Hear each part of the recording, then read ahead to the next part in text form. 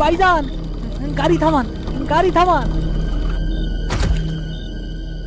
কি হইছে? লাশটা লাশটা আমার হাতে মাথা রাখছিল ভাইজান, আমারে নামাইয়া দেন। আমি আমি এই লাশের সাথে আর যাবো না। চুপ কর হারামজাদা, এখন এই রাইতের বেলা তোরে আমি কই না নামো? আয় সামনে আয়, আমার লগে বইবি।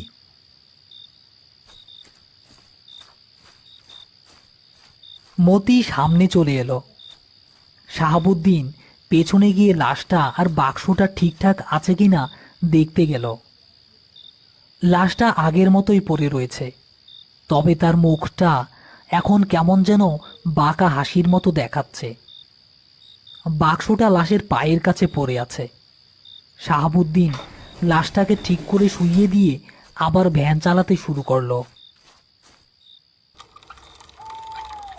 আচ্ছা ভাইজান, আপনি তো অনেক লাশ দাফন করছেন, আপনার জীবনে কখনো এমন কিছু হয় নাই যে আপনি লাশের কাছে টাকা পয়সা পাইলেন বা অন্য কোনো মূল্যবান সম্পদ, যেগুলা যেগুলা ফালায় দেওয়া যায় না?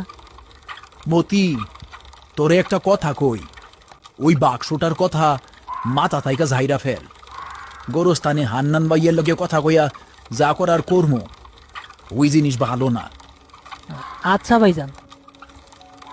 কিন্তু মতির মাথায় তখন অন্য চিন্তা ঘুরছে। সে ভাবছে একবার যদি বাক্সটা হাতে পাওয়া যায় তাহলে সে বাক্সটা খুলে দেখবেই তার ভেতরে কি আছে। ভাবতে ভাবতে সে এক ভয়ঙ্কর সিদ্ধান্ত নিয়ে ফেলল।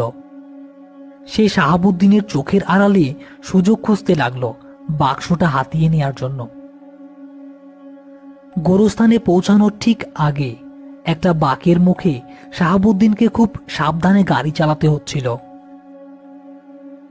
এই সুযোগে মতি শরীরটা একটু বাঁকিয়ে হাত দিয়ে বাক্সটা নিজের কাছে টেনে আনলো এবং দ্রুত সেটা তার পকেটের মধ্যে লুকিয়ে ফেলল।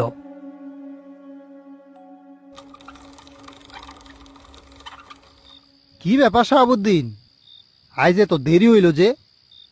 আর তোমাদের মুখটা এমন শুকনা কেন? কোনো ঝামেলা হয় নাই তো? আজ রাইতে কেমন একটা অস্বস্তি লাগতেছে।